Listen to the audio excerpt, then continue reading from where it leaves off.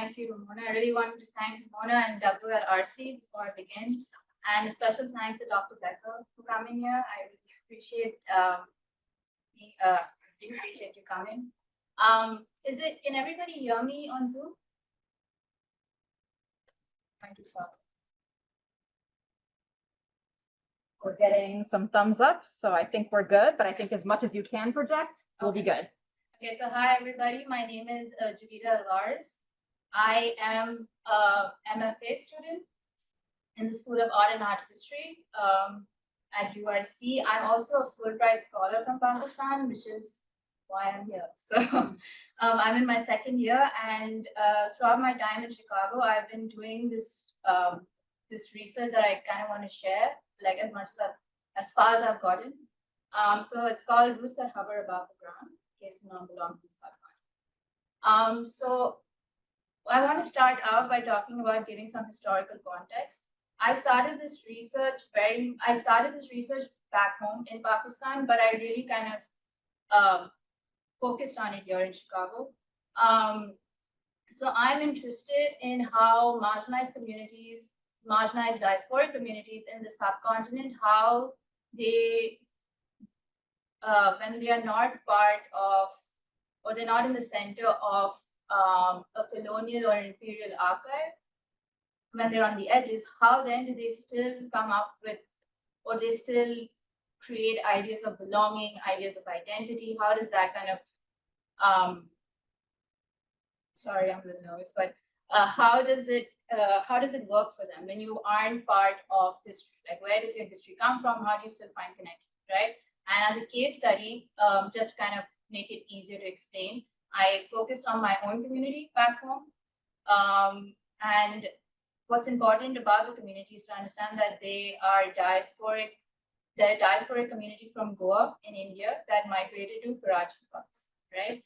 So just a bit of history. Goa was a state in India. It was taken over by the Portuguese in 1510, and one of their main aims was like trade, obviously, and the spread of the Catholic faith, because they thought it was their duty, right? And during this time, there was a wave of conversions of Hindus, and it was you basically, if you, according to the research that I've done,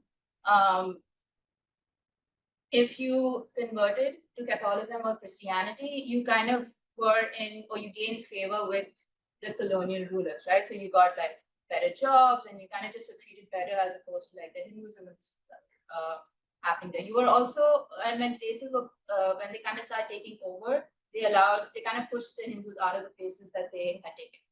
But then by 1788, they kind of took over the whole of present-day Goa, and they kind of had control over everything, right? During this time, they did a couple of things, and one of them was that they Romanized Konkani, which is, I'll explain why I'm explaining this, but Konkani is the national or the state language of Goa today, and it was during the Portuguese rule that they kind of changed the Konkani script from Devanagari, which is the Hindu or the Sanskrit script, and they made it into like, they Romanized, basically they wrote it, started writing it in English. To date, communities that are from Goa that are Christian use the English script or the Romanized script.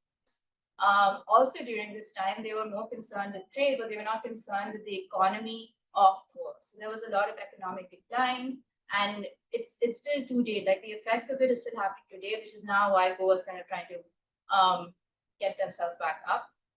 But the reason for mentioning this is because of the fall of the economy, many Goans started migrating, either as indentured slaves, or they were just kind of moving for jobs. So my grandfathers, for example, my family kind of went from Goa to Karachi, which is kind of these two little arrows that I have pointed there. That's Karachi, on top, Goa's down there. So people from my community, a lot of them had come, the men had come from Goa to Pakistan, and especially to Karachi because it was a coastal city, for jobs, because there's all these jobs when the sea is involved, right, because of trade.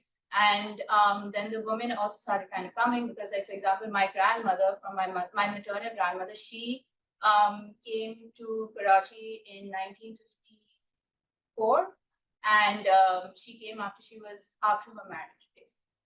So that's kind of just one example. And when I was doing research, historian Margaret Friends, she kind of found, because she was doing research on Goans in East Africa. So they kind of spread out everywhere. It's not really that they're only in Karachi, but she found out that Goans are more likely than any other community to be dispersed across the globe because of migration, which is another reason why my research right now is so hard, because there's no solid kind of concise information on these because they're so spread out, right? Next slide. So what I was doing back home before I came here was that I had started researching on language as a symbol of identity, and my paper was about how the community back home.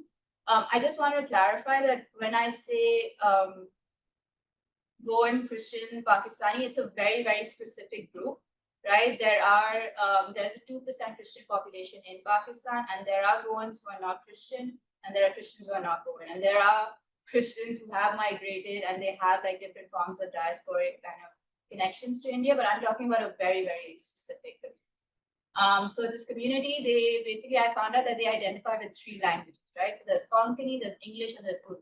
So Urdu is the national language of Pakistan.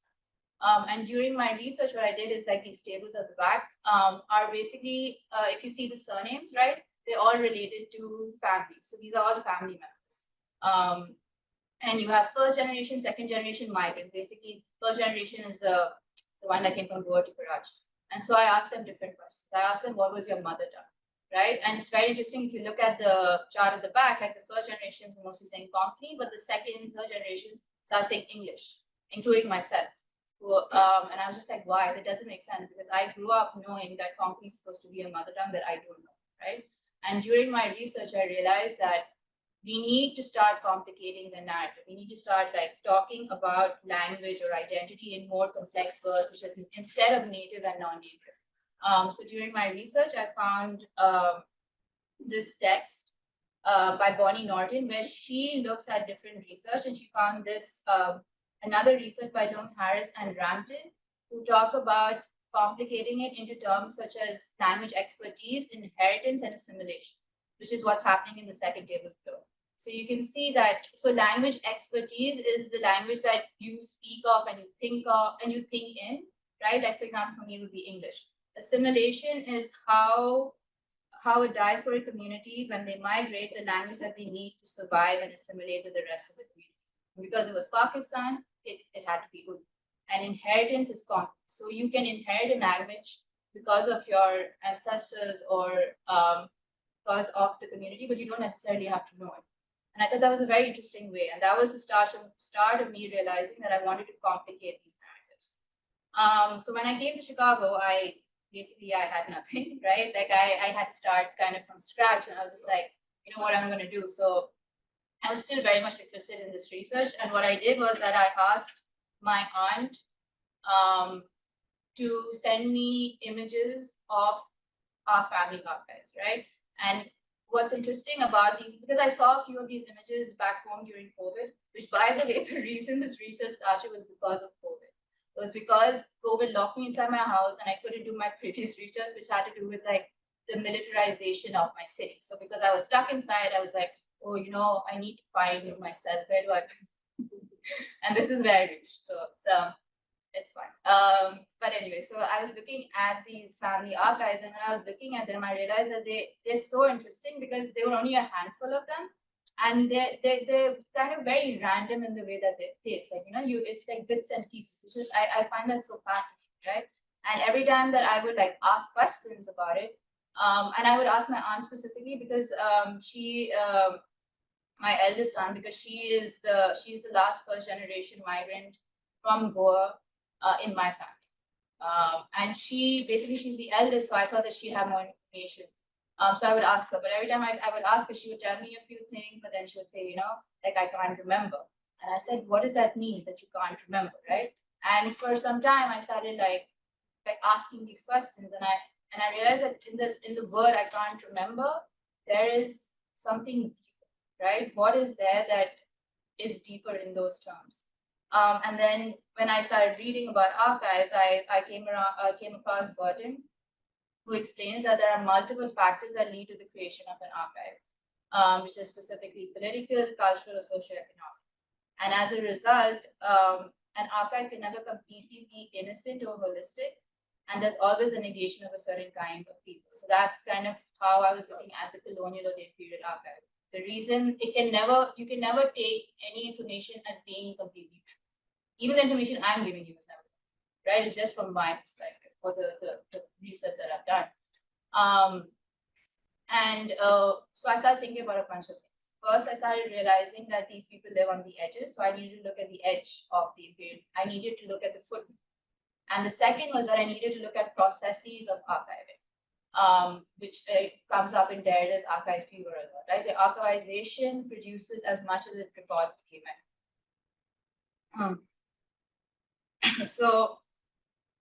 And also Aaron Dicker, who basically talks about recentering the subaltern, which I find really important, right? In a post-colonial country, how do you recenter the subaltern community? Is what I was kind of.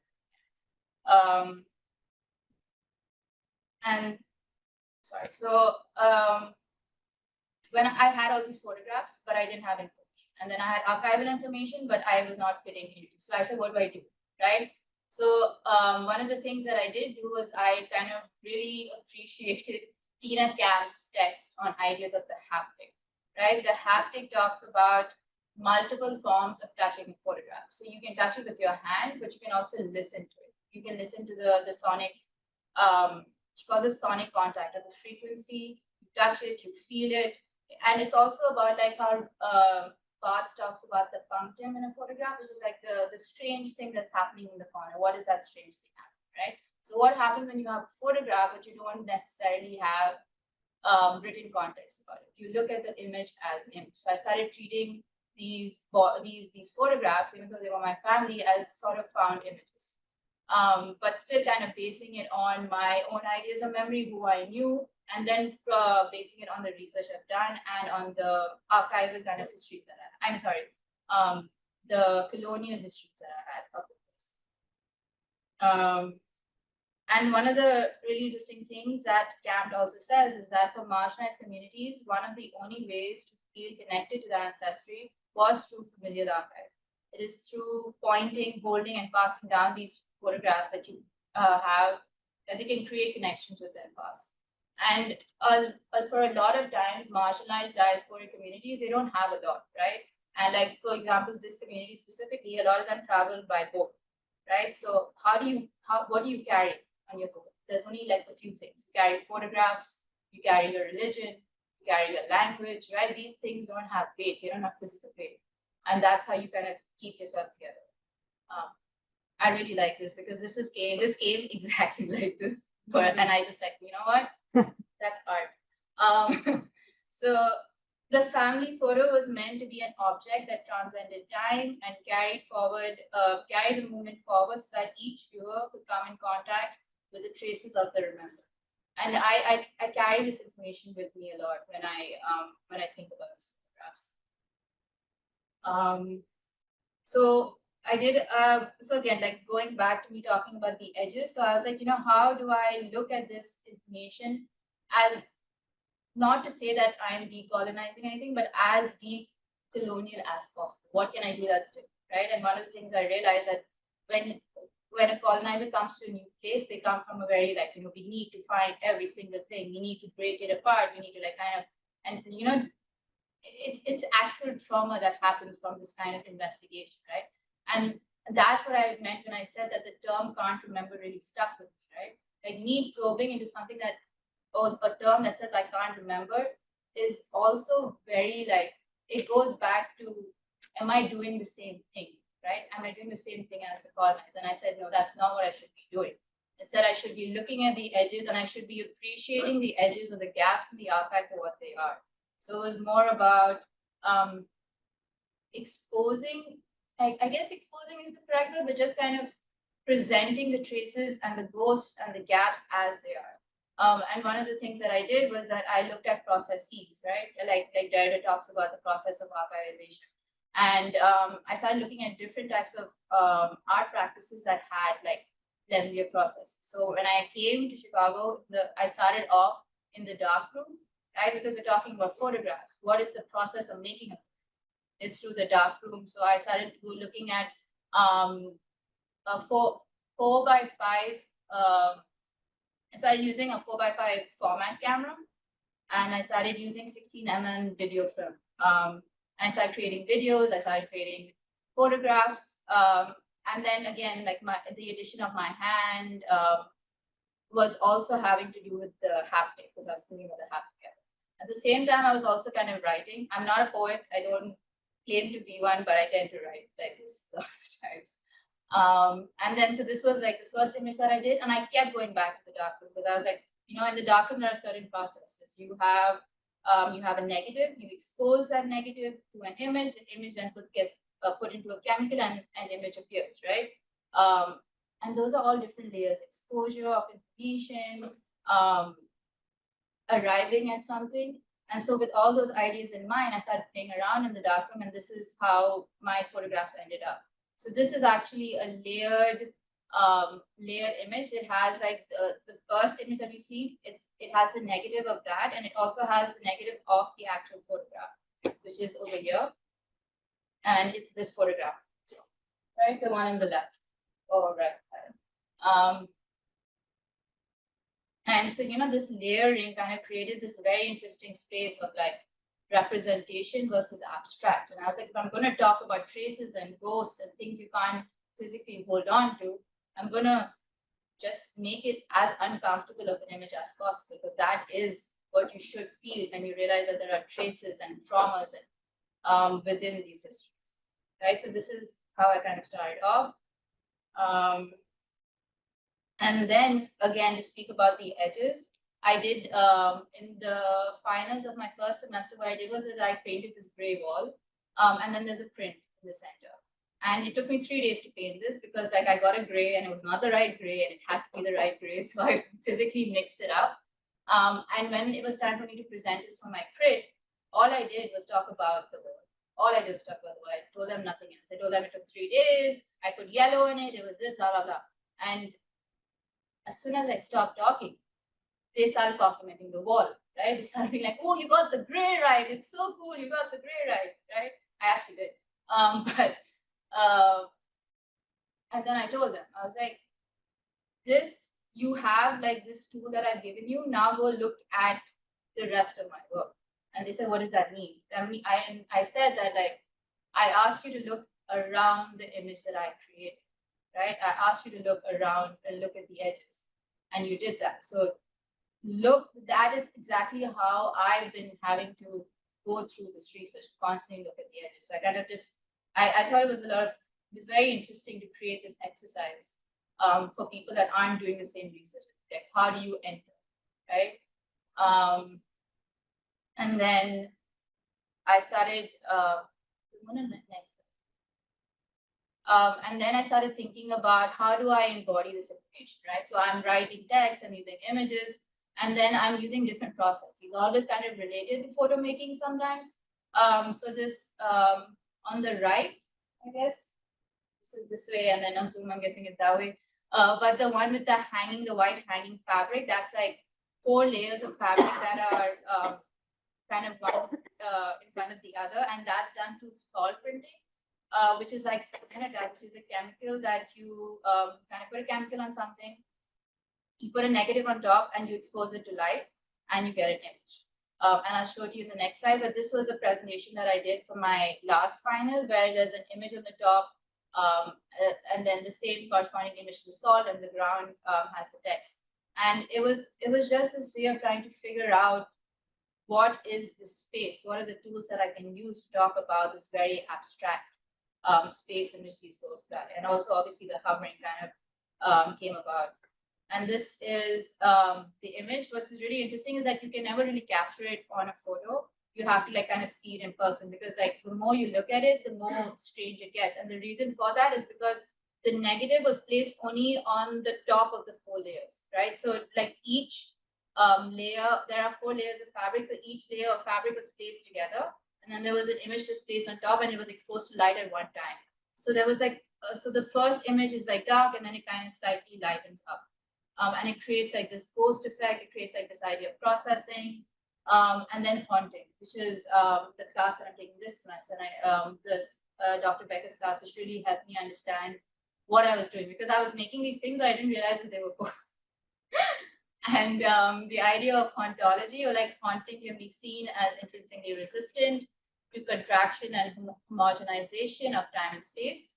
And it happened when a place is by time, or when a particular place becomes a site for an encounter with broken time. I think there's a mistake in that somewhere. But I started thinking about, oh, I'm making these ghosts, and what I was already doing was understanding that ghosts exist and learning how to live with them and do it more just. Oh, this is being cut off. I don't know why the bottom of it for some reason is being cut out. But anyway, so I started thinking about ghosts, right? And so this is my most recent midterm.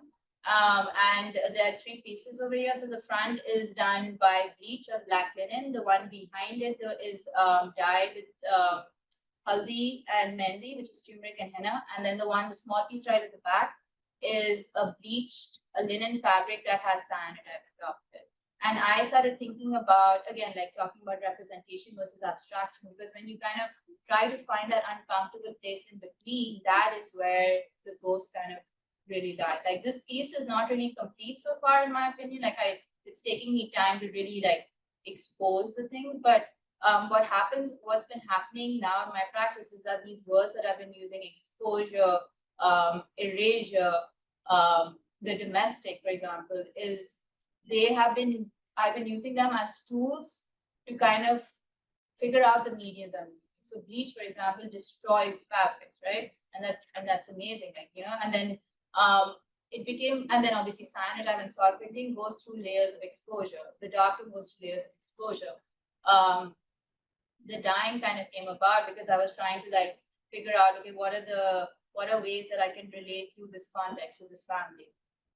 The reason I bring up the domestic, which is something that I forgot to say, is that when you look at family photographs, like the ones that I have, a lot of them have to do with the domestic, right? It has to do with domestic settings, domestic events. What did they find important to document, right? And it's always the domestic, and it's also always most of the time it's the female that carries on these histories. They carry on the religion, carry on these legacies, and they go on most of the time through word of mouth, through food, through religion. These are all these elements that they're abstract nouns, they're abstract intangible things.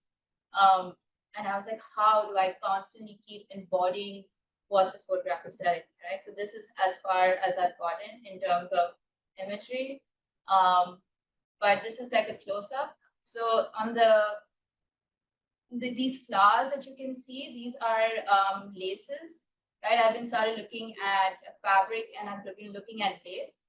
Because a lot of the time what emerges from these photographs is, and my mom would also tell me that, like my grandmother would sew their own clothes, right? They would sew these clothes, and lace was obviously like a big part of kind of beautifying the edge. And at the same time, it was an edge, right? And it was a border.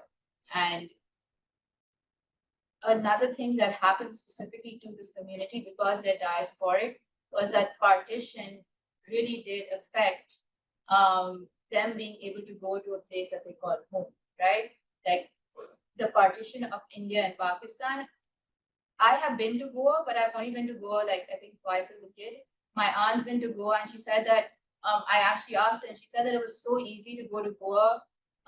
She used to go by boat until the Kashmir issue started happening between India and Pakistan. And then the conflict arose so much that like getting a visa now is actually really hard for us. I've had people in my community say that like, they've been rejected. I've actually, honestly, I haven't even tried, and maybe I will try again, but like I do know people who like have a hard time getting that visa. So when you have this border and you live across, it's interesting because it's only 2 hours away by by playing or 3 hours. I don't know, my family's online, so they'll probably say I'm wrong, but so it's like, it's a very strange thing to talk about a place that's a home, but there's a border in between. And these are just things that I think about when I started adding the lace to these pieces. And then this is a close-up of the cyanotype, and they became such beautiful ghost images that I was just, I was like, this is it. This is what, there's something there that cannot be said, it cannot be written. And I was like, that's what my art is going to be. It's going to be something that I cannot say out loud, no matter if I give a 30-hour, 1-hour presentation on it. Next. And so this is another example of a cyanotype that's been like, it's like layered constantly. So you have like the lace that's happening on the top and the cyanotype and so forth. Oh yes. Also, another reason lace kind of comes in is because I talked about the Catholic faith, and a lot of the times during the kind of objects that are used within the church for the services, a lot of them are white with that lace. That is also kind of coming back, goes in the back of my head when I'm talking about these things. And I just want to kind of end there by saying that what I think about this question a lot. What does decolonizing the archive look like for me? And for me, it's like this haptic embodiment. And it's not the idea of probing trauma information, but kind of excavating the gaps. Because in those gaps is trauma, is survival, is this need to kind of exist. And I say that these people, this case study, but also can be related to others, we're all like non-belongers, or we live in a space of non-belonging, because it's not like we ever did actually belong, right? And it's so beautiful to kind of say that I don't need to belong. I am okay the way I am, and I have my own, I have my own processes and my own stuff, which is where this kind of, I forgot to kind of mention this text, but see this? I guess I'll just read it out.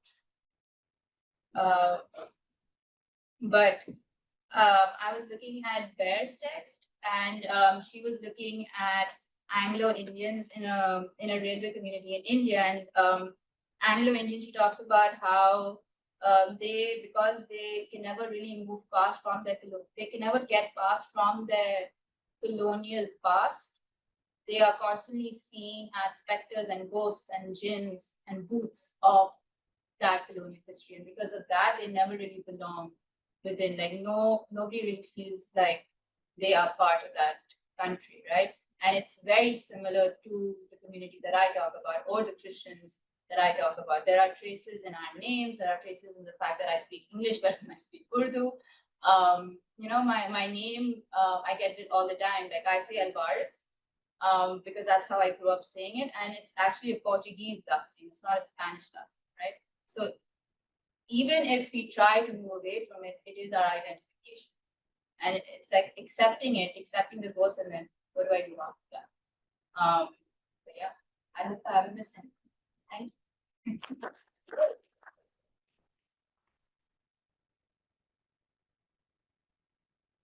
Thank you so much, Jovi. And we have a formal response from Dr. Becker? Is that what's happening? Or formal? Some comments. Some comments, yeah. I haven't prepared anything in advance, but I just wanted to start by thanking Jovi for sharing this work, which I have not seen previously. It's so really wonderful to see, and so exciting to see, the trajectory that you showed us and how you've been thinking. And so I just pulled out a few ideas from what you presented today that I thought were, especially rich or exciting. And the first is this idea of I can't remember, which you came back to several times. And I think it's interesting that it's what your aunt uses when, maybe she's just tired of the conversation too, or, it's standing in for lots of things. But I think it's also the sort of fundamental starting point for you in your work is that you feel that something is absent, or that there's like a missing memory that your family and therefore you are struggling to think about. So I so appreciated how the goal is not then remembering. It's sitting with the inability to construct something and to think through what it is to have fragments. And so it's really exciting to see the way in which your work both takes fragments and then also thinks about the processes by which fragments can be produced, through your labor. So I was also really interested in the idea of labor, particularly around like you started in this newer work bringing in more textiles, it seems. Yeah. And thinking about, you mentioned the lace, which I think of, there are places now, even like in Sri Lanka, where you can go to see like lace making demonstrations, and it was exported, often women who would do the work kind of like alongside all the other work they were doing, to produce lace that could then be sort of supplementing a household income. So it's this, a kind of colonial form of labor, but also, as you point out, a way of, I don't know, sort of tracing a multitude of relationships. And I think of textiles in that way, that they are the result of labor, but then they're used, right? Like they, cover people, keep them warm, they do so much. And so I'm really interested,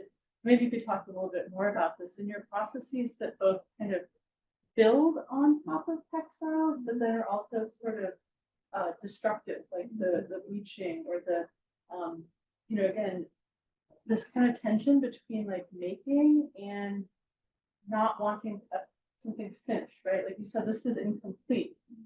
Do you ever want it to be complete, or is there like a kind of quality of coming into being that is always going to be sort of meaningful for you? And I was also interested in the way in which you are thinking about engaging your audiences. The example from the crit where you talk about the wall, you want everybody to look at the wall, and in that context, everybody's going to be so dutiful, right? Like look at the wall for you and talk to you about the wall. But that was a kind of a sort of gateway, right? Like a way of thinking about, how do you see or how do you engage at an angle, or when, like the wall is taking all your focus from other possibilities, or when things are sort of missing. And so my sense is that, or I'd love to just hear more from you about the way in which your work is both, your own sort of thinking through processes and thinking through the idea I can't remember, but also then being translated into the kind of experiences that you want people who encounter your work to have, the way you might position them, as a, the sort of failure of like a totalizing knowledge of your work, right? Like I think is a way perhaps speaks to your interest in a kind of colonial stance, one that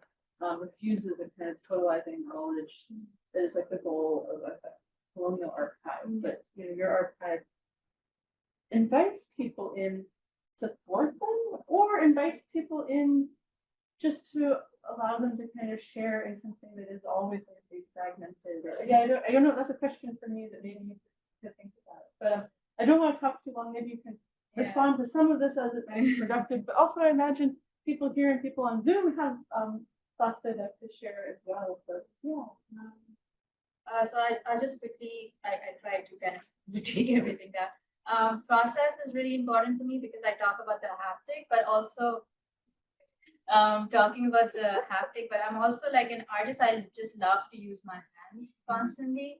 And I just like to know what I can physically, I think I'm not a control freak, but like when it comes to art, like I need it to be something, right? And during this process, I'm talking about ghosts, right? I've had to let go a lot. Like I used to start off with, it has to look exactly like a photograph. And my professor's just like, why? You're talking about ghosts and traces. Why does it have to look like that, right? So process is just something that I like, how the process constantly changes what the image looks like. And talking about this incompleteness, like I don't know if things are complete. Like, and I think that's for art in general. Like people, artists sitting in their studio, they look at something and they're like complete, and then 10 days later, it's not complete. And I think it's like the fact that I graduated as a painter, and a painting is like, when is it complete? It's complete when the gallery asks for it, you know what I mean?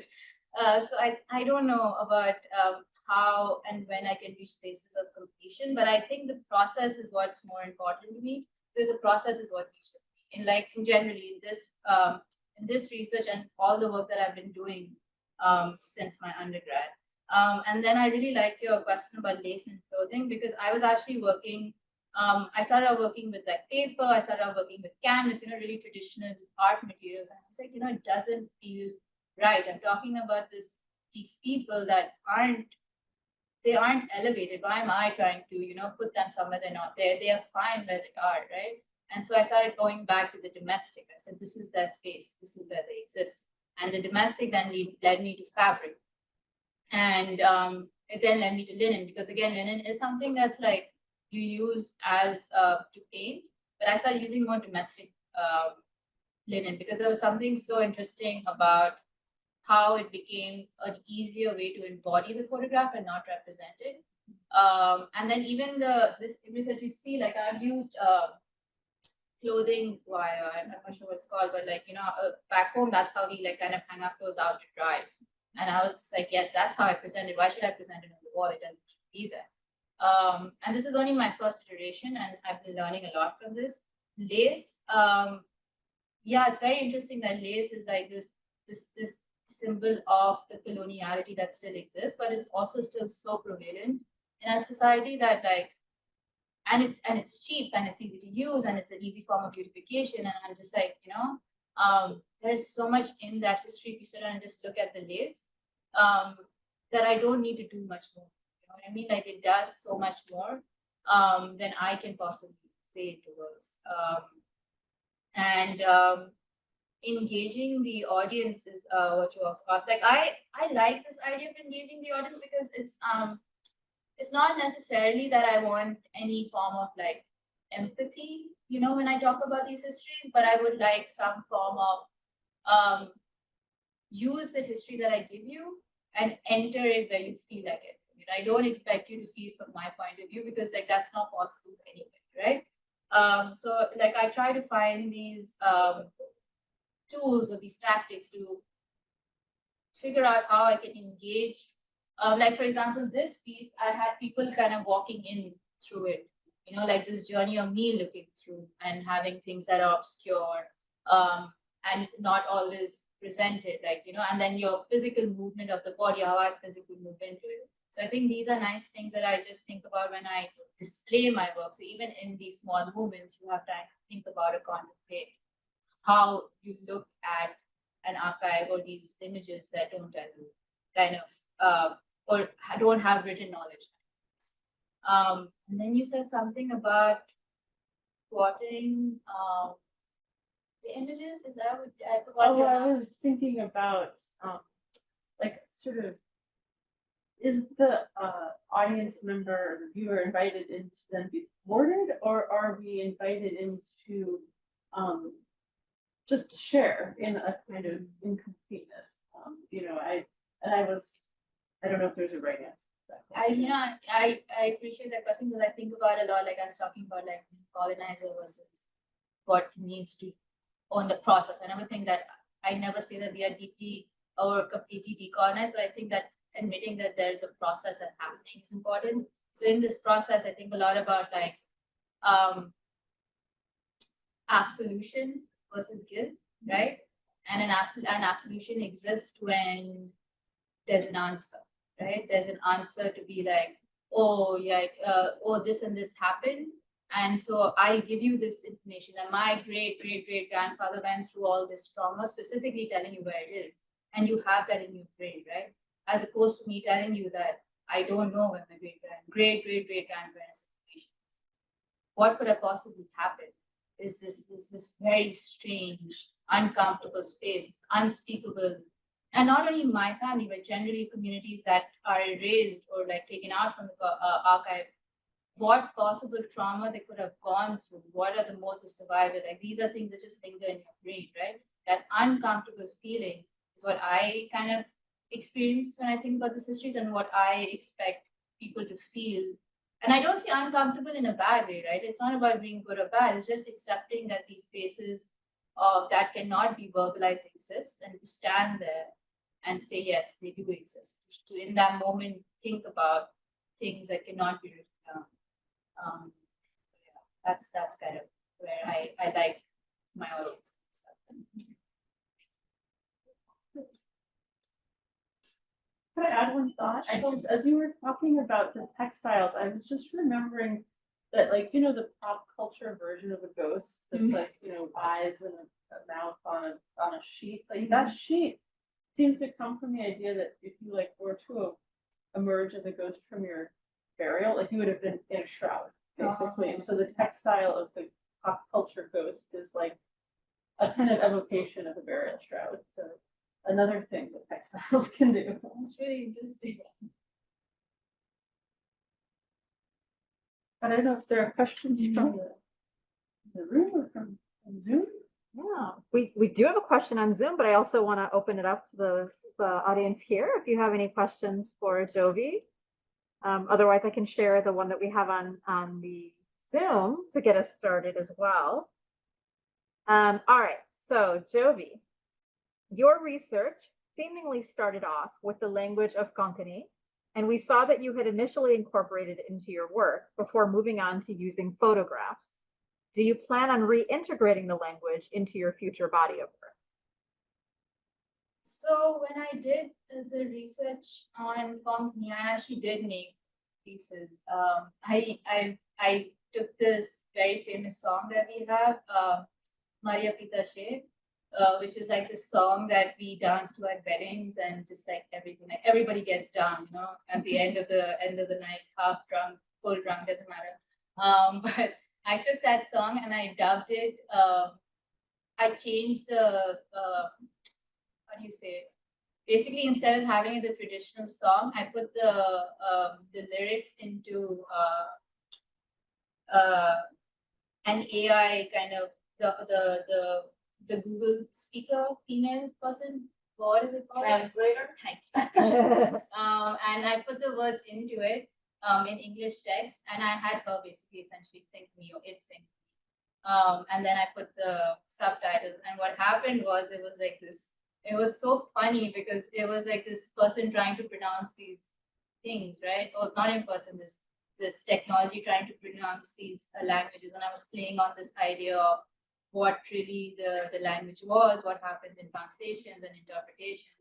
So I did start that research, and I think that I might bring it forward. I think the only reason it didn't really come right now in Chicago is because, again, I'm so far away from all that knowledge, and I'm not somebody who's well versed in the language myself. So I don't want to pretend like I am. I feel like it would come once I go back and start going back through all this research again. But yeah, thank you for that question. Thank you. Any other questions from folks here in the room or anybody else on Zoom? Hi, Jovita. Shiva. Oh, hi. Nice Yeah. Hi. This was a fantastic presentation, and I think it's addressing a question that people grapple with across fields. Yeah. Basically, how to deal with the violence of representation and how to make sure that your academic work doesn't just feed into that, or your any kind of productive creative work doesn't feed into that. So it's really resonant to see those things being addressed and to see you finding a way to stay with that in between, stay with it. But I guess I have a more mundane question. So, you talked about memory and remembering, and I was wondering what are, apart from the state, or maybe even including the state, what are the strategies of memorialization, of representing that are predominant in the context with regard to this within the community, outside? So what are the spaces where the community is created through remembering? So it's just something I want to know because it would help place this work in more context. Thank you. I appreciate that question. A lot of times because I forget when I'm talking about something. So I think that what I've been observing growing up in the community is that modes of remembering come largely from, again, like I say, religion. Like we have a lot of festivals. We have like you have special day masses, and then after the mass you have like these melas or like these where you put up stalls, and then so that's a very big thing. Karachi celebrates World Goa Day a lot too, and is going back to language. Like the reason that I say that Cockney is a mother tongue, but we don't know it, is because it wasn't important, or what I'm learning, it wasn't important to kind of pass it down because nobody needed it. There was I always say it's a language that you put on the shelf and you take up for special occasions. So it's like it's used during, for example, World Goa Day, or they'll have a specific mass, and then that mass will be in common.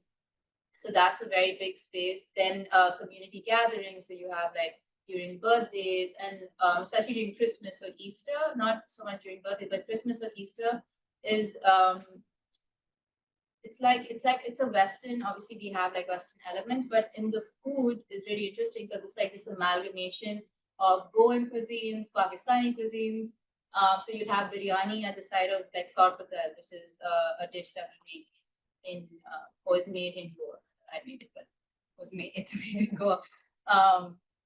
And furthermore, that dish in itself is such an interesting metaphor because it's made with beef, right? It's made with beef and beef parts, but in Goa it's made with pork, right? And that's because like in Pakistan it's an Islamic state, right? So then again, as it crossed the border, it how do you say it morphed to survive. And then what else? So there's like food, and I think that so my grandmother, she was a great cook, but I don't know like much of her recipes, and so like my aunt has a few, but what I've been doing is that I back home, especially during COVID and after, I used to go on Facebook, and there's like these Facebook groups where people are like making Goan food, and they have like the recipes down. So I would like follow the recipes and mimic them myself. So it became like and it was not art, it was just because I wanted to eat it. But it became this way of trying to, again, remember something to find a memory that I didn't have. You know what I mean? And I think that's happening with like, it's not only my community, I think communities in general, like it's the memory of food, culture, tradition that you kind of can carry forward, and what can survive versus what can't survive. And I think food is one of the most important things because food is a necessity for everybody. And so by proxy, to carry on recipes just makes sense, right? It just makes and it helps that it tastes good, right? So I think that's some of the ways, yeah. We have time for maybe one more question. If someone, maybe two, if they're, yeah, who wants to go first? You pick. Okay, lovely presentation. But I won't, but I can just talk about them in this, yeah, later.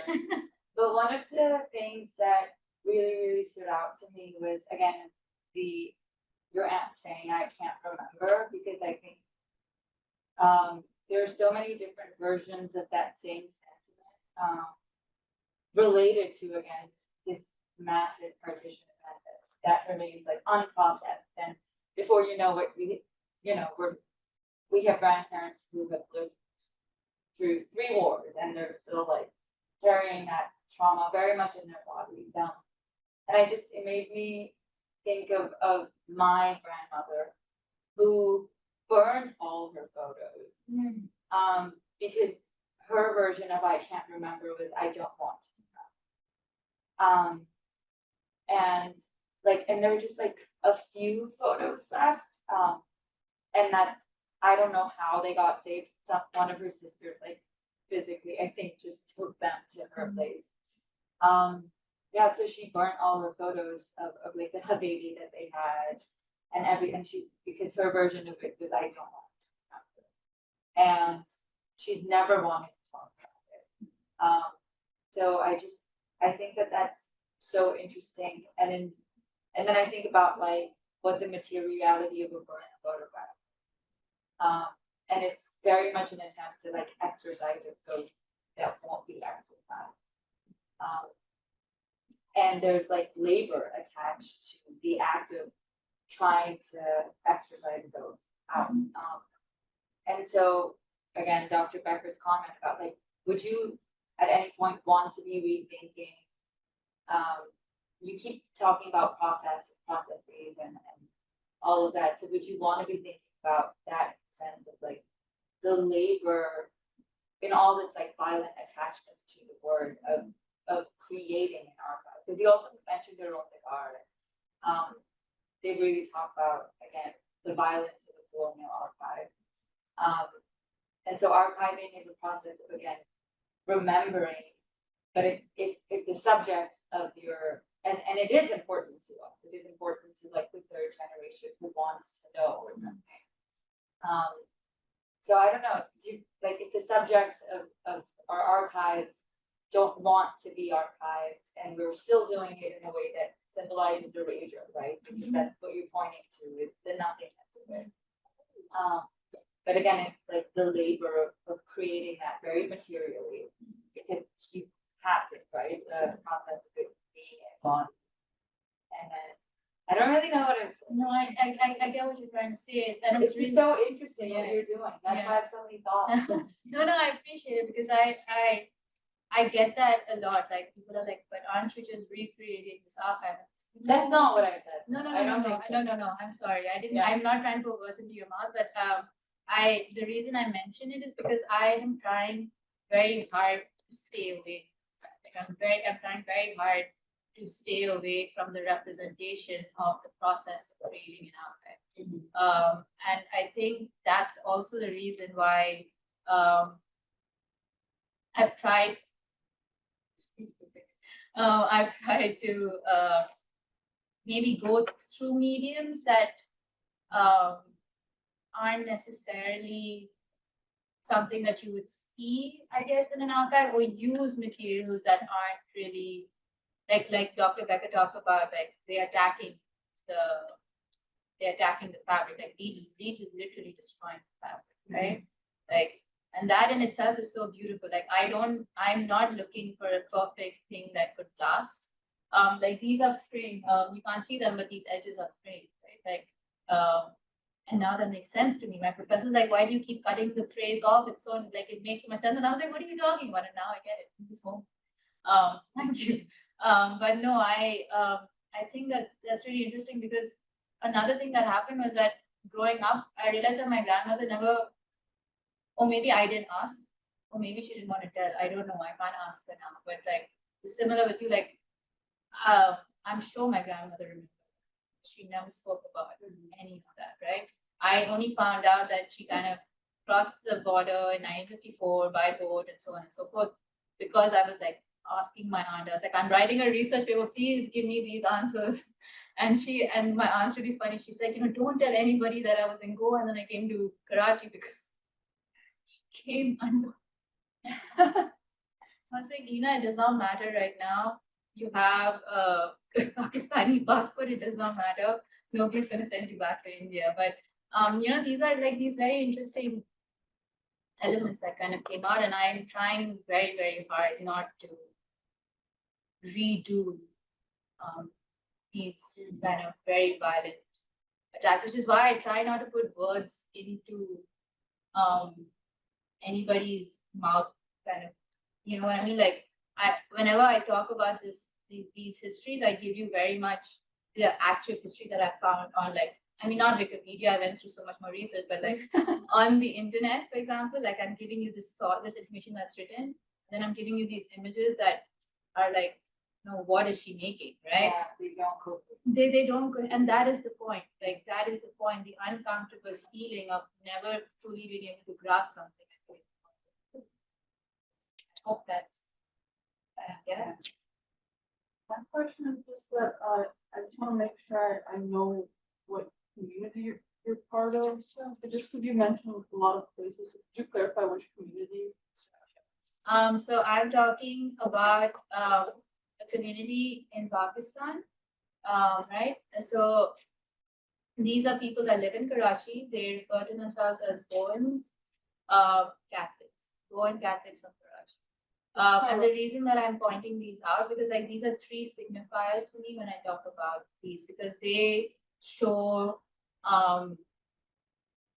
they basically have like this historical contact between the three of these, right? So in Goa, Goa is in India, it's a state in India, and it was once colonized by the Portuguese, right? And Portuguese stayed in Goa for 450 years.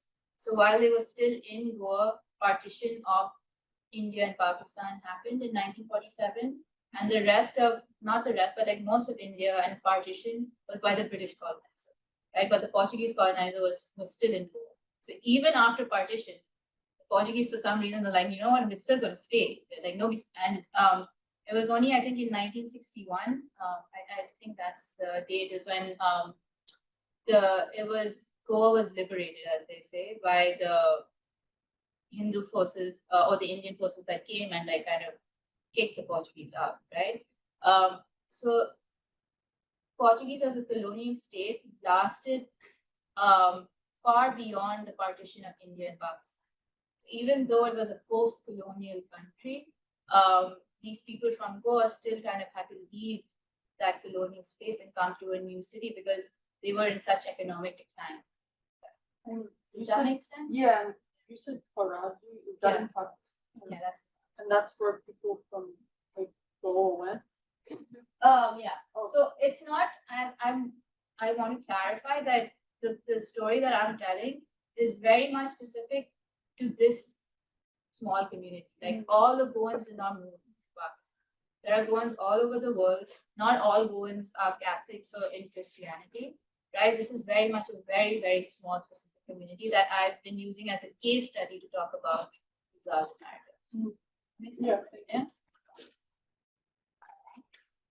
So I think with that, we'll end the sort of formal portion of our program. So yeah, please, a round of applause.